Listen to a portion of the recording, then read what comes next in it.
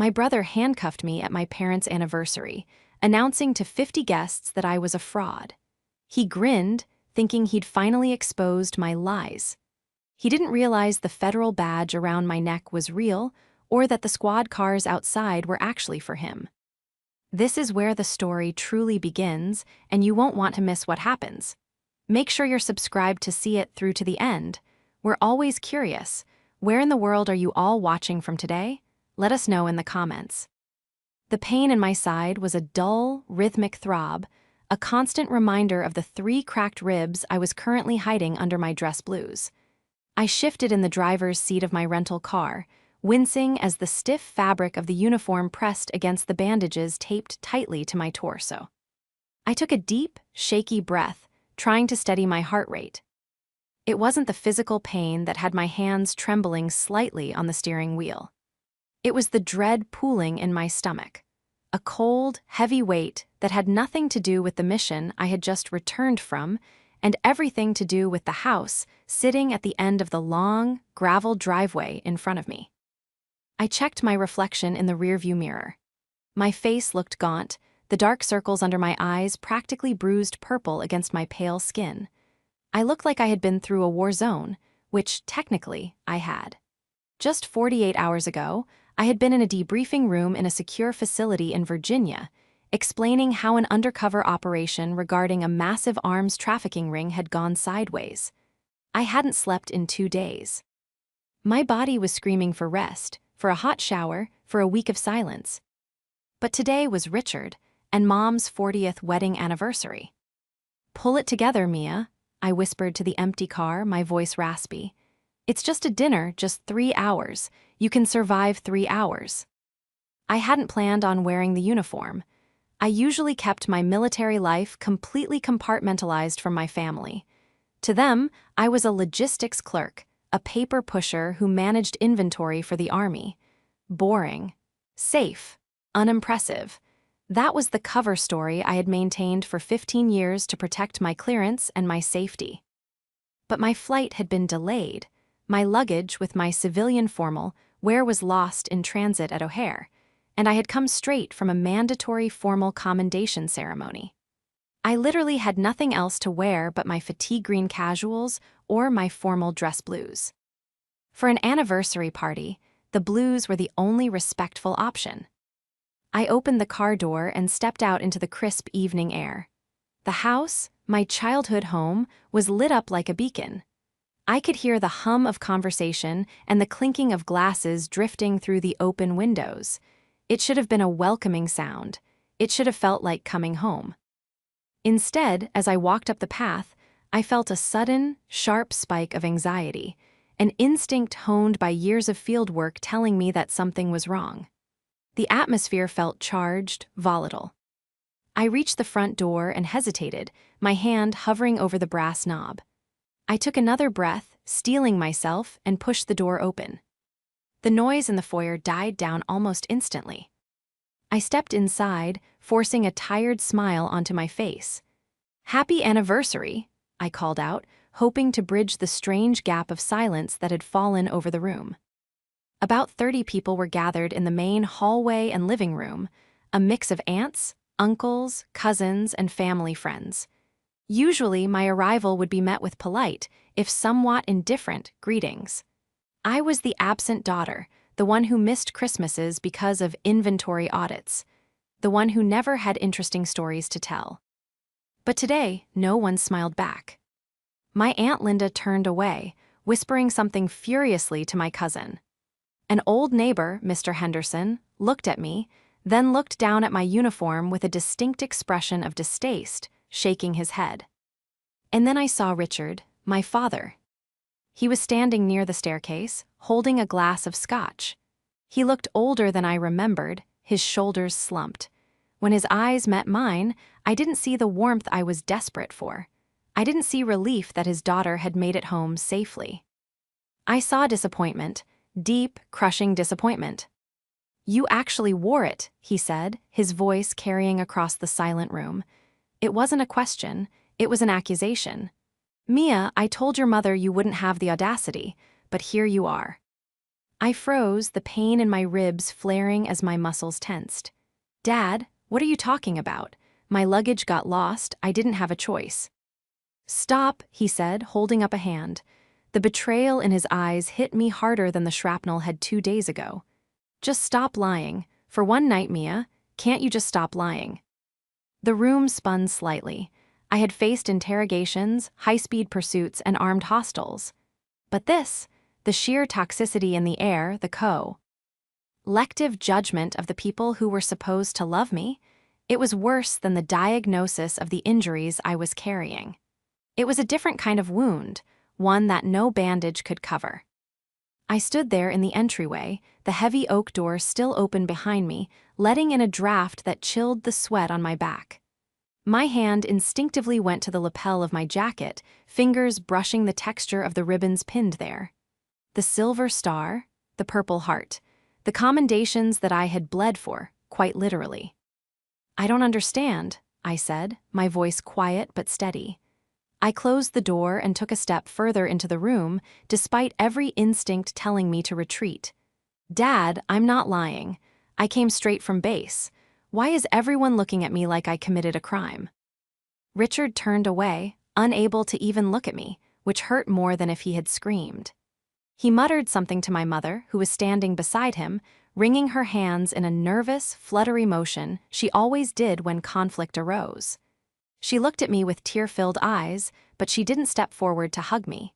She stayed planted next to Richard, a unified front against their own daughter. "We know, Mia," a voice sneered from the living room archway. I turned, Derek. My younger brother was leaning against the doorframe, swirling a beer in his hand. He was wearing a cheap, ill-fitting suit that was a size too big in the shoulders, and on his hip, clipped to his belt in a way that was both aggressive and tacky, was a folded pocket knife and an oversized ring of keys, artifacts of his job as a mall security supervisor. Beside him stood Thea. She was dressed in a shimmering red gown that was far too flashy for a home anniversary dinner, her hair teased up high. She was looking at me with a predator's grin, her eyes scanning my uniform with a mockery that made my skin crawl. "Hey, Derek," I said, keeping my face neutral. "Happy anniversary to Mom and Dad." Derek pushed off the doorframe and walked toward me, entering my personal space. He smelled of cheap cologne and arrogance. "You've got some nerve," he laughed, a harsh, barking sound. "Coming in here playing dress-up. Again." "It's not dress-up, Derek," I said wearily. The pain in my side was becoming a sharp, stabbing sensation. I needed to sit down. "I'm a major in the United States Army, you know this." "I know you're a logistics clerk," Derek corrected, his voice rising so the whole room could hear. "I know you count boxes of MREs in a warehouse in Kentucky, and I know you bought that uniform and those shiny little fake medals online." The room gasped. I saw Aunt Linda cover her mouth. My blood ran cold. This wasn't just the usual sibling bickering.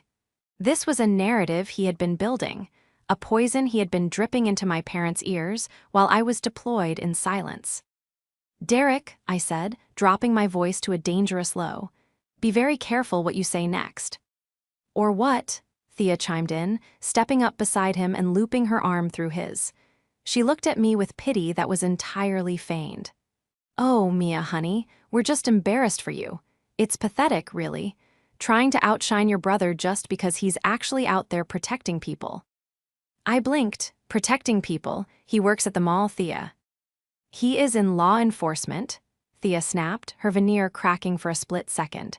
"He is the head of security. He deals with real criminals. Unlike you, playing soldier." I looked at my parents again. "And you believe this?" I asked Richard. "You believe I would spend 15 years faking a career? Faking this?" I gestured to my uniform. Richard sighed, a sound of heavy resignation. "Derek showed us the website, Mia, the one where you can buy the costume. He explained how people like you do this for attention. Stolen valor, he called it." "Stolen valor," I repeated, the words tasting like ash. "We just wanted a nice night," Mom whispered, finally speaking. "Why did you have to ruin it with your fantasies?" I felt a sudden clarity wash over me. The exhaustion receded, replaced by a cold, sharp focus. I looked at Derek. He was beaming, his chest puffed out, basking in the validation of the room.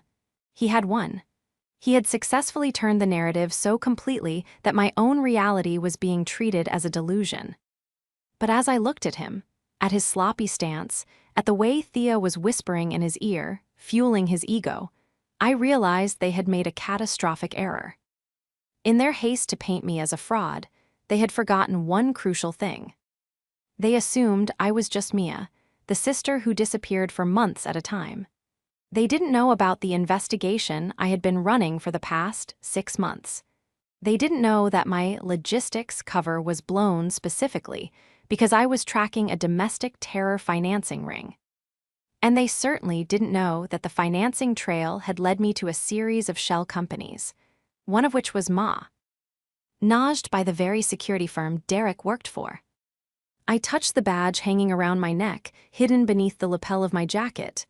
"Okay," I said softly, "you think I'm a fraud. Fine. Admitting it is the first step," Derek smirked. "I'm going to get a glass of water," I said, bypassing him. As I walked past, I leaned in, my voice barely a whisper. "Enjoy your victory lap, Derek. You're going to need the stamina." I made my way to the kitchen, the eyes of the family burning holes in my back. I needed a moment to regroup. I poured a glass of water from the tap, my hand trembling not from fear anymore, but from a simmering rage I was struggling to suppress. I thought about the last 15 years. The missed birthdays were real. The empty seat at Thanksgiving was real, but the reasons weren't what they thought. I wasn't counting boxes. I was in Kandahar, extracting intelligence from high-value targets. I was in Germany, coordinating joint task forces. I had sacrificed a normal life, a marriage, and my own physical health to serve a country that didn't know my name. And I did it while sending money home. That was the kicker. Every month, I sent a check to help out with the house repairs or for Mom's medical bills. I lived on a meager stipend and funneled my hazard pay to them. Derek, on the other hand, had lived in the basement until he was 30. He had failed the police academy entrance exam 3 times, twice on the physical, once on the psych evaluation. I knew this because I had seen his files. He was aggressive, impulsive, and had a problem with authority. But instead of accepting it, he built a fantasy world where he was the protector, the sheepdog, and everyone else was a sheep. And I was just the jealous sister trying to steal his thunder. "Nice costume," a voice dripped with sarcasm from the doorway. It was Thea. She walked into the kitchen, the sequins on her dress catching the fluorescent light. She didn't offer to help. She just leaned against the counter, examining her manicured nails. "You know, you really should have changed," she said, her voice sickly sweet. "Derek is really upset. He was planning to make a toast to Richard, and now everyone is just talking about you and your mental issues." "Is that what we're calling them?" I asked, taking a sip of water. "Mental issues." "Well, what else do you call it when a grown woman plays dress-up?" Thea laughed. She walked closer, lowering her voice. "Look, Mia, we know you're jealous. Derek is going places. He's about to get a huge promotion. He's going to be running security for the entire regional district. He's going to be a big deal." I stared at her. "Regional district? You mean the contract with OmniCorp?" Thea's eyes widened slightly. "How did you know? I mean, yes, exactly. He's a man of status. And you're just a sad, lonely clerk who wears a costume to feel special." She reached out and flicked one of the buttons on my jacket. "You know, Derek was saying he should legally do something about this, for Mom and Dad's sake, to get you the help you need." "Is that right?" I asked. "He's very protective," Thea smiled, a cruel, tight expression. "He doesn't like liars. He says you're a disgrace to the family name. Honestly, I agree. If I were you, I'd leave before he loses his temper. You know how passionate he gets." Passionate, that was a nice word for volatile. "I'm not leaving, Thea," I said, setting the glass down. "This is my parents' house, and I have every right to be here." "Suit yourself," she shrugged, turning to leave. "But don't say I didn't warn you. Derek has been waiting for a chance to put you in your place. And tonight, With everyone watching, I think he's finally going to do it." She sashayed out of the kitchen, leaving a trail of heavy perfume in her wake. I stood there for a moment, listening to the murmurs from the other room. Thea was right about one thing. Derek was planning something. I could feel it. He wasn't just content with humiliation, he wanted domination. He wanted to prove his authority in the most public way possible. I reached into my pocket and touched the small, encrypted phone I carried for work. I could call for an extraction right now. I could leave, disappear back into the shadows, and let them have their petty little kingdom. But then I thought about the envelope in my car. The one I hadn't planned on opening tonight. The one that contained the preliminary findings of the investigation into the security firm Derek worked for. I hadn't wanted to ruin the anniversary. I had planned to deal with Derek quietly, later, privately. But if they wanted a show, if Derek wanted to play the law enforcement hero. I adjusted my jacket, wincing as the movement pulled at my ribs. I straightened my spine, ignoring the pain. "Okay, brother," I whispered. "Let's see who the real officer is." I walked back out into the hallway. The volume in the living room had risen. Derek was standing in the center of the room, holding court. He had a glass of champagne in one hand and was gesturing wildly with the other. "And that's the thing about integrity," Derek was saying, his voice booming. "You either have it or you don't.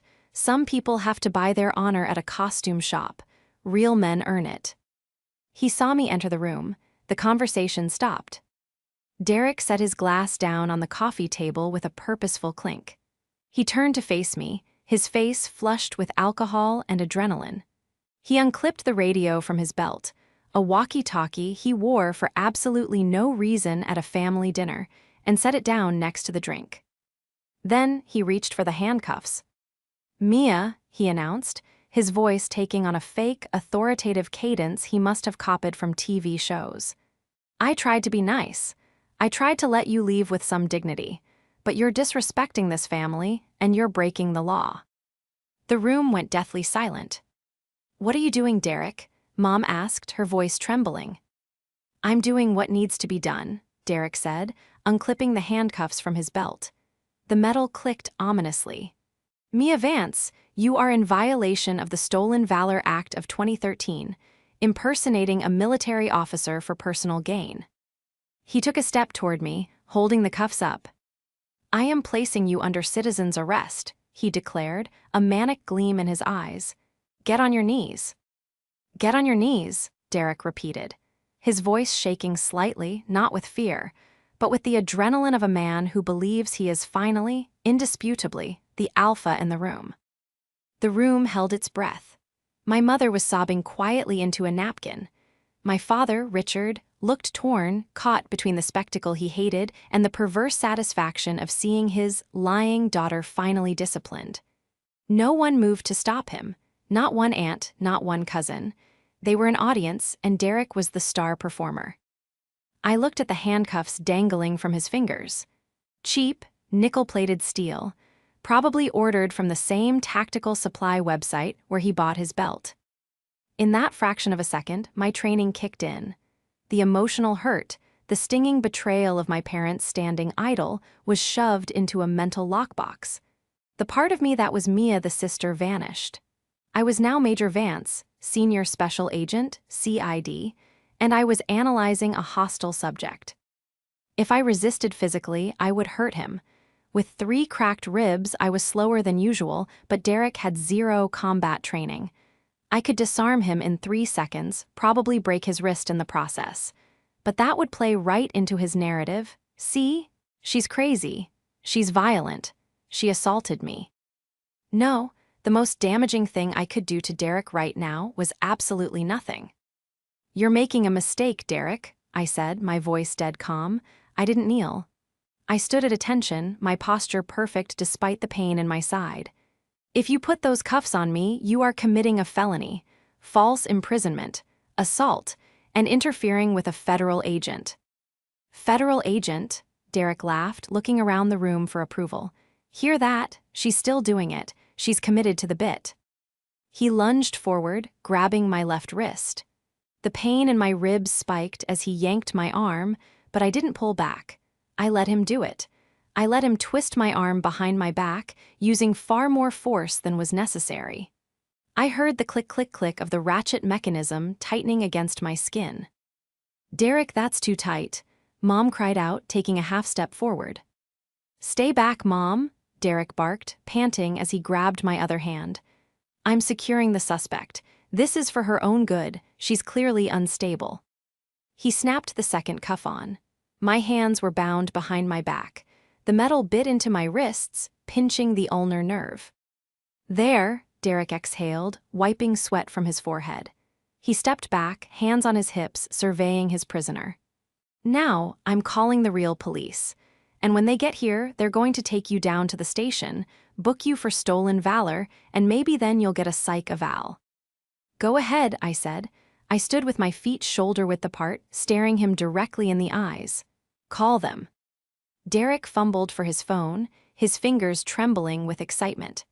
He dialed 911, putting it on speaker for maximum dramatic effect.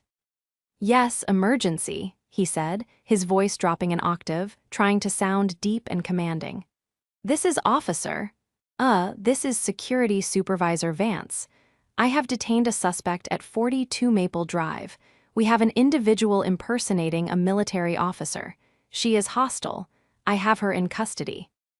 He listened for a moment, then smirked at me. Yeah, send a unit, hurry." He hung up and looked at the crowd. "They're on their way. It's over, Mia." The next 10 minutes were an excruciating exercise in patience. Derek paraded around the living room, recounting to the guests, who were now whispering furiously, how he had spotted signs of my deception years ago. Thea was clinging to his arm, looking at me with a mixture of disgust and triumph. "It's the stitching," Derek was explaining to Uncle Bob, pointing vaguely at my uniform. "Real Army uniforms don't look like that, and the ribbons, totally random order." I looked it up. I closed my eyes for a brief second. My rack was perfect. I had spent an hour fixing it before the ceremony. The audacity of his ignorance was almost impressive. But while he gloated, I was working. I was mentally cataloging the room. 32 witnesses. A clear admission of arrest by a non-officer. The physical evidence of the handcuffs on my wrists. And, crucially, Thea's purse sitting on the hallway console table. I could see the edge of a manila envelope sticking out of it, an envelope with the logo of Shield Point Security, Derek's employer. Why did she have work documents at a party? The puzzle pieces clicked together. My investigation into the money laundering ring had flagged Shield Point as a pass-through entity. I knew they were moving illicit funds. I hadn't known Derek was directly involved. I assumed he was just a clueless employee. But seeing Thea guarding that envelope, seeing how desperate they were to discredit me. They weren't just jealous, they were scared. Derek wasn't just trying to humiliate his sister. He was trying to neutralize a threat. Whether he knew I was real or not, he needed me to be a crazy liar, so that if I ever asked questions about his sudden influx of cash or his promotion, no one would believe me. He had built a trap for me, but he had forgotten that when you trap a tiger, you'd better make sure the cage is strong enough. I shifted my weight, testing the handcuffs. They were single lock, amateur hour. I could shim them if I wanted to, but I needed the police to see them on me. I needed the visual of a decorated field-grade officer in handcuffs placed by a mall guard. "Derek," I said, breaking my silence. He turned annoyed. "Quiet suspect." "You have the right to remain silent," I said, "but I suggest you start thinking about your defense attorney. Because when that patrol car rolls up, the narrative changes." "You're delusional," he spat. "No," I replied softly, "I'm patient." The red and blue lights flashed through the front bay window, painting the living room in a strobing wash of color. The silence that fell over the party was absolute. This wasn't a game anymore. The law was here. Derek puffed out his chest. Finally, he marched to the front door and threw it open. 2 uniformed officers stepped in. I recognized the lead officer immediately, Sergeant Miller. He was a veteran of the local PD, a good man I had coordinated with on a joint task force regarding drug interdiction 2 years ago. He looked tired, his hand resting casually near his belt until his eyes adjusted to the room. "What's the situation?" Miller asked, scanning the crowd. "Officer," Derek said, stepping forward and extending a hand, which Miller ignored. "I'm Derek Vance, head of security at the mall. I'm the one who called. I have the suspect detained." Derek pointed dramatically at me. I was standing by the fireplace, still in my dress blues, my hands cuffed behind my back. Sergeant Miller looked at Derek, then he looked at me. His eyes widened. He blinked, as if trying to process the visual disconnect. He took a step forward, squinting slightly, then looked back at Derek with an expression of profound confusion. "You detained her?" Miller asked. "Yes, sir," Derek beamed. "She's my sister, unfortunately. She's mentally unstable. She put on this costume and came here claiming to be a major. Violation of the Stolen Valor Act. I performed a citizen's arrest for impersonation and creating a disturbance." Miller didn't respond to Derek. He walked straight past him, crossing the room in 3 long strides. He stopped 3 feet in front of me. He looked at the rank on my shoulders, then at the badge hanging around my neck, and finally at my face. The room was deadly silent. Thea was smirking, waiting for the handcuffs to be replaced by police ones. My parents were holding hands, looking down at the floor, unable to watch their daughter being hauled away. "Major Vance," Miller said. His voice wasn't accusing, it was shocked. "Hello, Sergeant Miller," I replied calmly. "I apologize for the disturbance. As you can see, I'm currently incapacitated." Miller's head snapped back to Derek. "You handcuffed a federal agent." The smirk fell off Derek's face. It didn't slide off, it vanished instantly, replaced by a look of slack-jawed confusion.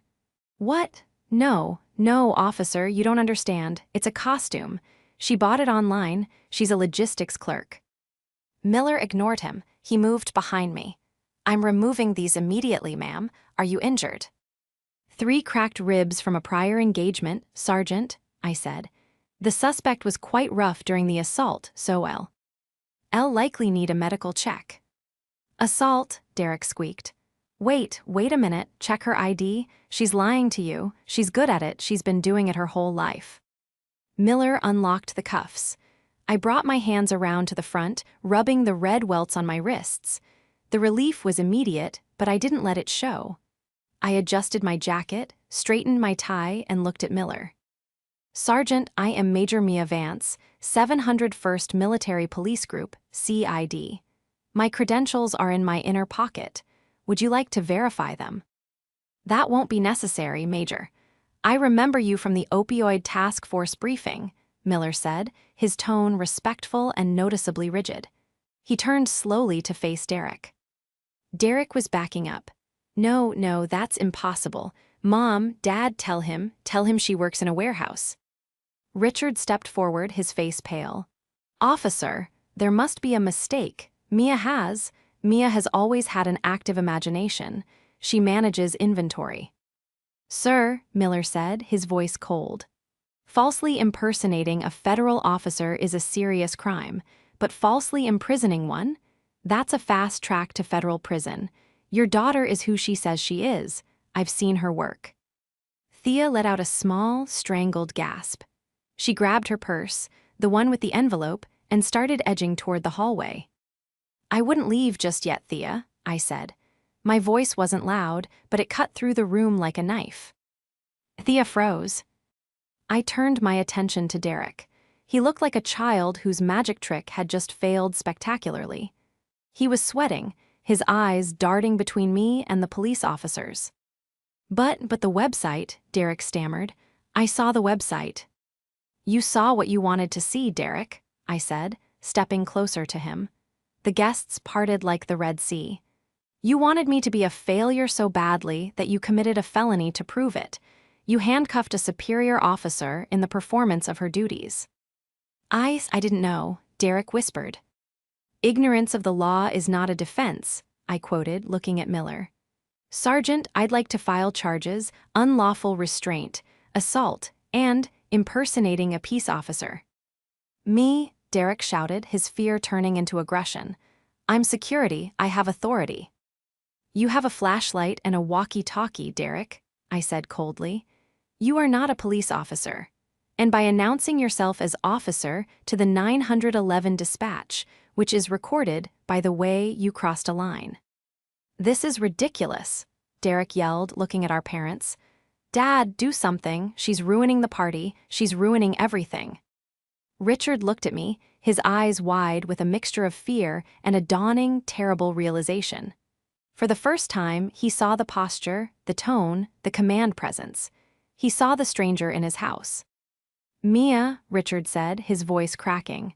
Please, he's your brother. Let's just talk about this. We're past talking, Dad, I said. He wanted the police. He got the police. I turned to Miller.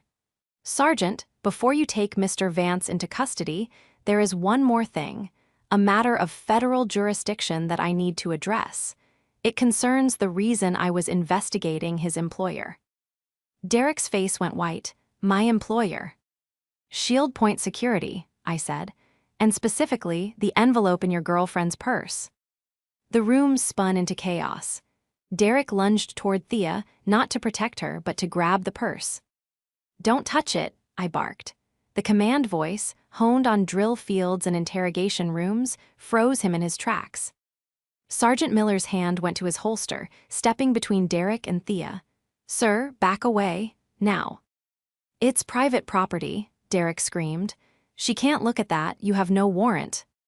Actually, I said, reaching into my jacket pocket and pulling out a folded document I had kept on me, just in case. I do. This is a subpoena for the financial records of Shield Point Security, specifically regarding their contract with the Regional Mall District. I was going to serve it to your boss on Monday, but since you've provided me with probable cause to believe evidence is being destroyed or concealed on the premises. I looked at Thea. She was trembling, clutching the bag to her chest. Thea, I said, my voice dropping to a conversational, almost gentle tone. The good cop pivot. You're not married to him, you're not implicated in the financials yet, but if you walk out that door with evidence of a crime, you become an accessory after the fact. That's 5 to 10 years. Federal. Thea looked at Derek, who was sweating profusely, his face a mask of panic. Then she looked at me. The choice was obvious. I didn't know, Thea sobbed. He just told me to hold it. He said it was his bonus check details. She thrust the bag at Sergeant Miller, as if it were on fire. Thea, Derek roared, you traitor. Miller handed me the envelope. I opened it. Inside were not bonus checks, but cash, stacks of $100 bills, and a ledger. Aha. ND written ledger. I scanned the page. Kickbacks, I read aloud. Inventory theft. Ghost guards on the payroll. I looked up at Derek. You weren't getting a promotion because you're a good guard, Derek. You were getting a promotion because you were the bagman. No, Derek whispered. The fight had drained out of him. He slumped against the wall. No, I was just following orders. They said it was standard procedure. Standard procedure to launder money through a mall security contract, I asked. Did you really think the Army CID was investigating a logistics clerk? I was investigating you, Derek. Or rather, the people using you. My father, Richard, stumbled forward. He looked aged, defeated. He grabbed Derek's arm. Derek, is this true? Tell me she's lying. Tell me this is just another one of her stories. Derek looked at his father, tears streaming down his face. I just wanted you to be proud of me, Dad. She's always the hero. She's always the one with the medals. I just wanted to be the one in charge for once. By becoming a criminal, I asked. I'm not a criminal, Derek shouted, a last burst of denial. I'm a victim, they used me. Then you can explain that to the judge, I said. I turned to the guests. My aunts, uncles, the neighbors, they were staring at me with a new expression. It wasn't love, necessarily. It was fear. And respect. The logistics clerk had just dismantled the Golden Boy in under 10 minutes without throwing a punch. "Sergeant Miller," I said formally. "Please place the suspect under arrest. Charges include assault, false imprisonment, impersonation of a peace officer, and possession of evidence related to an ongoing RICO investigation." Miller nodded. He pulled his own handcuffs, real, heavy-duty steel, from his belt. "Derek Vance, you are under arrest. Turn around and place your hands behind your back." As Miller spun Derek around, the irony was thick enough to choke on. 10 minutes ago, Derek had been the one clicking cuffs onto my wrists, smiling at his victory. Now, he was being pressed against the wall, his rights being read to him in front of the very audience he had assembled to humiliate me. "Mia," Mom cried out, rushing to me. She grabbed my arm. "Mia, stop this. He's your brother. You can't let them take him. Tell them it was a joke, please." I looked down at my mother. Her grip was tight, desperate. For years, I had craved this, her attention, her emotion. But now that I had it, I realized it was entirely misplaced. She wasn't fighting for me. She was fighting for the image of her perfect family, an image that had never included the real me. "I can't stop it, Mom," I said, gently removing her hand from my arm.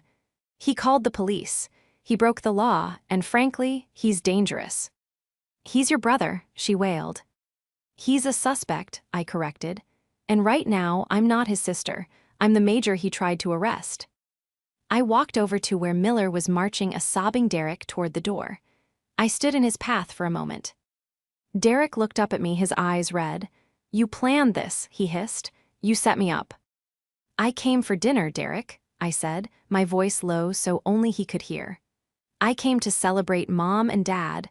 You're the one who brought the handcuffs. You're the one who wanted a show." I leaned in closer. "You wanted to know who I really was. Now you know." Miller guided him out the door. The flashing lights outside intensified as a second cruiser pulled up to transport him. I stood in the open doorway, the cold night air hitting my face. The pain in my ribs was throbbing, a deep, rhythmic ache. But as I watched my brother being placed into the back of the squad car, I didn't feel triumph. I didn't feel joy. I felt a profound, exhausting sense of closure. But it wasn't over yet. The ledger in my hand was just the tip of the iceberg. Shield Point Security wasn't just a local scam, it was connected to something bigger, something I had been chasing for 6 months. Derek was just a pawn. I turned back to the room. The party was effectively over. The guests were murmuring, grabbing their coats, eager to escape the awkwardness. But my father was still standing there, staring at me.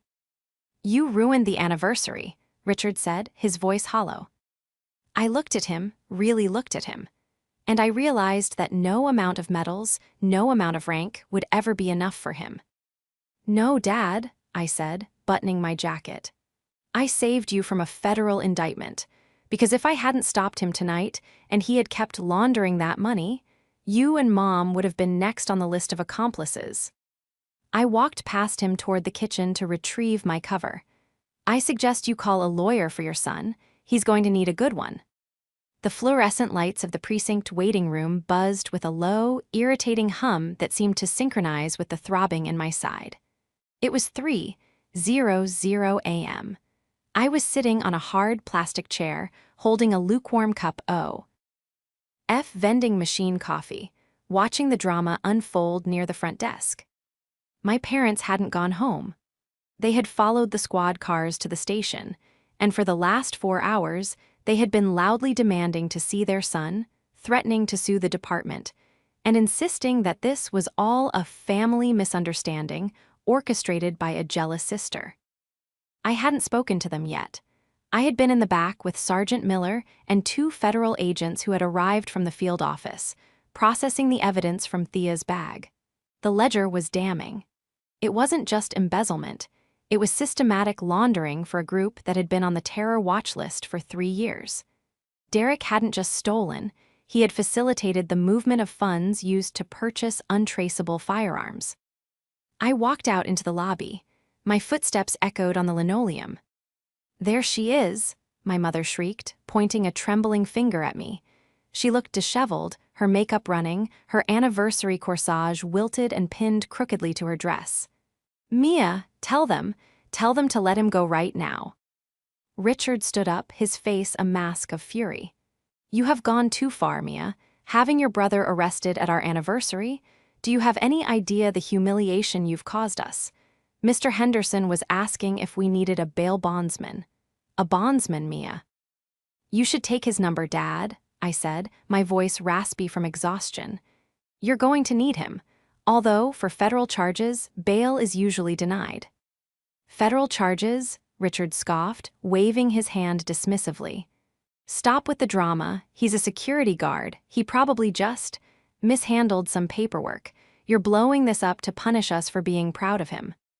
A small crowd had gathered, officers on break, a few people waiting to file reports, and the desk sergeant. The public nature of this confrontation was unavoidable. My parents were making sure of that. I'm not doing this to punish you, I said, stepping closer. I'm doing this because he's a criminal, and you need to stop enabling him before you get dragged down with him.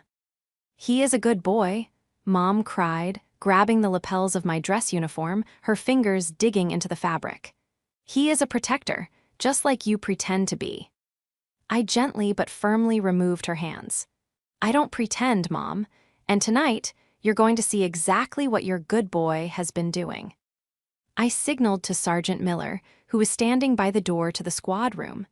He nodded and brought out a tablet.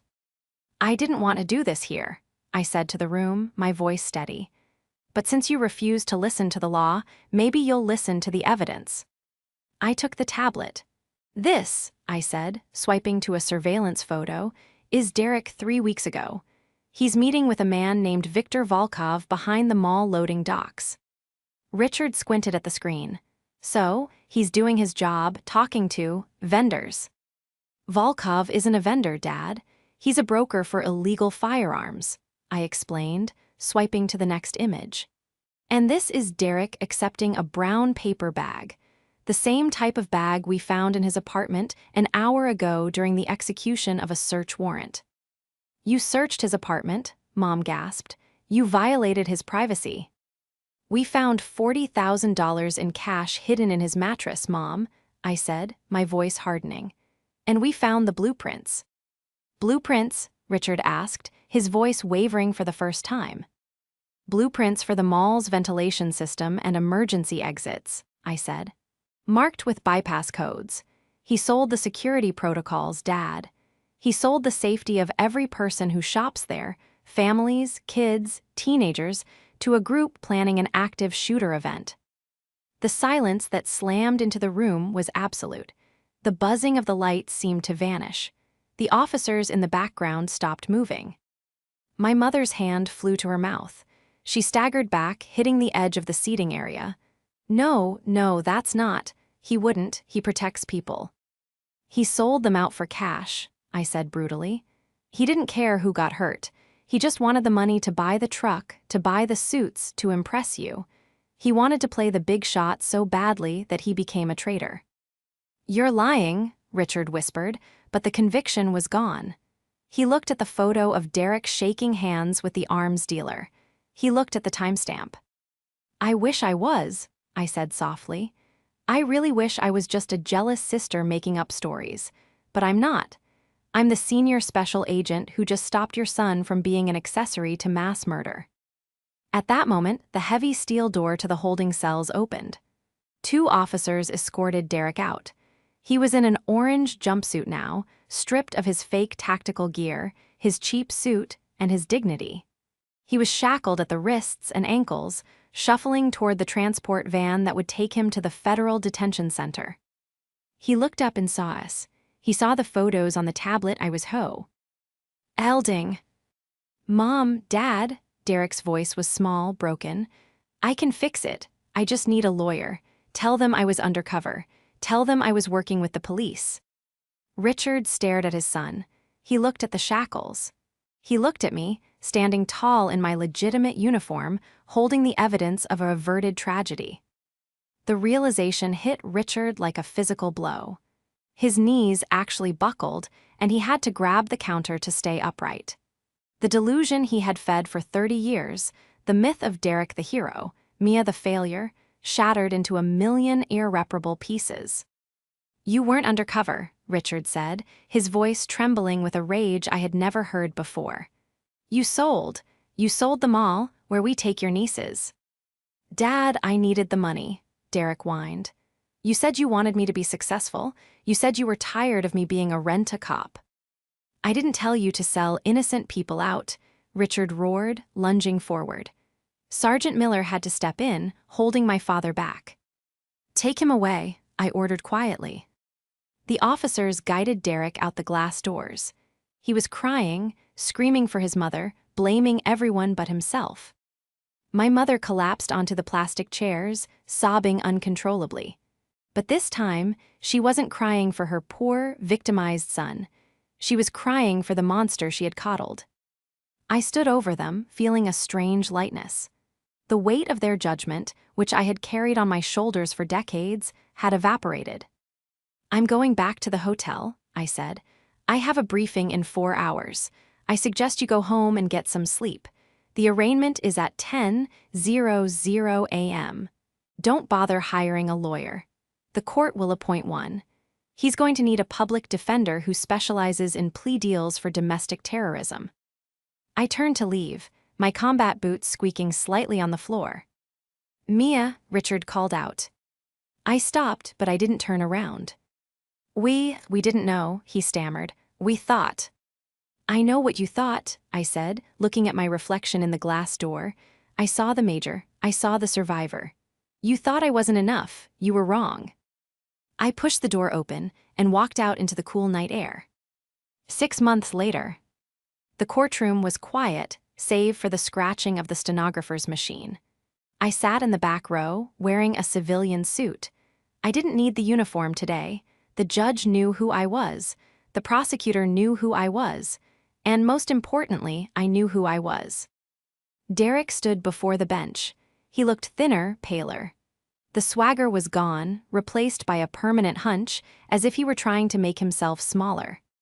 He had taken the deal.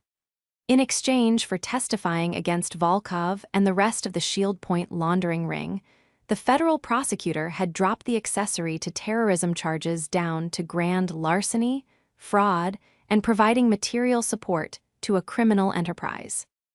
"Mr. Vance," the judge said, peering over her glasses, "you have admitted to betraying the trust of your employer and your community for personal gain. Your actions could have resulted in catastrophic loss of life.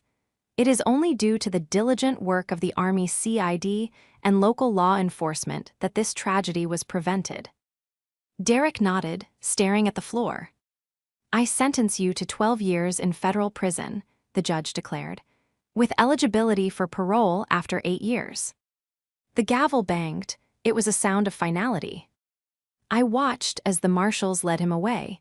He didn't look back at the gallery. He didn't look for our parents. They were sitting 2 rows in front of me. Richard and Mom holding hands, their heads bowed. They looked 10 years older than they had at the anniversary party. The scandal had rocked their small social circle. The neighbors who had sneered at my uniform were now giving interviews to the local paper about how they always knew Derek was trouble. The hypocrisy would have been funny if it wasn't so pathetic. As the courtroom cleared, I stood up to leave. I had a flight to catch. I had been reassigned to a task force in Germany, a promotion, and a move I had been wanting for years. "Mia." I paused in the aisle. Richard and Mom were standing there. They looked hesitant, like strangers approaching a celebrity. "Hello," I said politely. "He got 12 years, Mom whispered, wiping her eyes. 12 years, he'll be 50 when he gets out." "He's lucky," I said. "If the attack had happened, he would be facing the death penalty or life without parole. He got off easy." Richard nodded slowly. He looked at me, really looked at me, with a mixture of shame and awe. "We read the report, the one the lawyer gave us. We saw your service record, the things you did in Afghanistan." "I know," I said. "Why didn't you tell us?" he asked, his voice cracking. "Why did you let us treat you like a clerk?" I sighed. It was the question I had asked myself 1,000 times. "Because I wanted you to love me for me, Dad, not F." or the rank, not for the medals. I wanted to be enough as just your daughter. But it turns out, unless I was Derek, I was never going to be enough. That's not true, Mom protested weakly. It is, I said with zero malice, just facts. And that's okay, I've made my peace with it. I have a family, Mom. They wear the same uniform I do. They have my back. They don't need me to pretend to be something I'm not. I checked my watch. I have to go. My flight leaves in 2 hours. Will you come home for Christmas? Mom asked, a desperate note of hope in her voice. I looked at them. I saw the regret in their eyes, the desperate need for absolution. If this were a movie, I would hug them. We would cry. I would promise to visit. But this wasn't a movie. This was my life. And I was done being the backup plan, the safety net, the punching bag they returned to when their golden child failed. I don't think so, I said gently. I'll be in Germany, but I'll send a postcard. I walked past them, down the aisle of the courtroom, and out the heavy double doors. The sun was shining outside, bright and blinding. I took a deep breath, filling my lungs with air that didn't smell of old resentments or hidden secrets. My phone buzzed. It was a text from my unit commander. Wheels up in 3 hours, beers on me when we land. I smiled, unlocked my rental car, and tossed my bag in the passenger seat. I didn't look back at the courthouse. I put the car in drive and pulled out into traffic, merging seamlessly into the flow of the world, finally, fully free.